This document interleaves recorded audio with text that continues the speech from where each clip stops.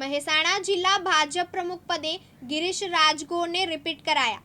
ગોરધન ઝડફિયા, વર્ષાબેન દોશી અને ભરત ડાંગરની ઉપસ્થિતિમાં પ્રમુખની વરણી કરાઈ। સંસદ સભ્યો અને ધારાસભ્યોની ઉપસ્થિતિમાં જિલ્લા ભાજપ પ્રમુખના નામની જાહેરાત થઈ।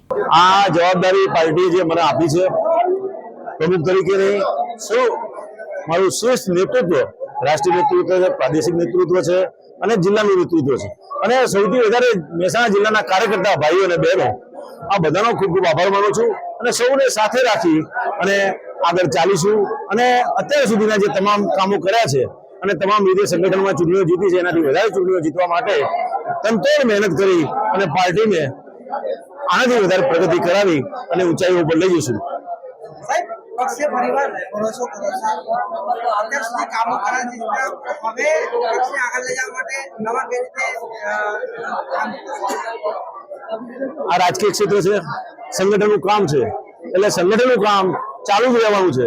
ચરેવેરથી ભારતીય જનતા પાર્ટીનો કાર્યકર્તા એ સતત ચાલતો રહેતો હોય છે અને આ સંગઠનનું કામ સતત ચાલુ જ હોય છે, એટલે ચૂંટણી હોય કે ના હોય એનું કામ ચાલુ જ રહેવાનું છે અને આ બધું કામ કરતા કરતા અમે આગળ વધીશું।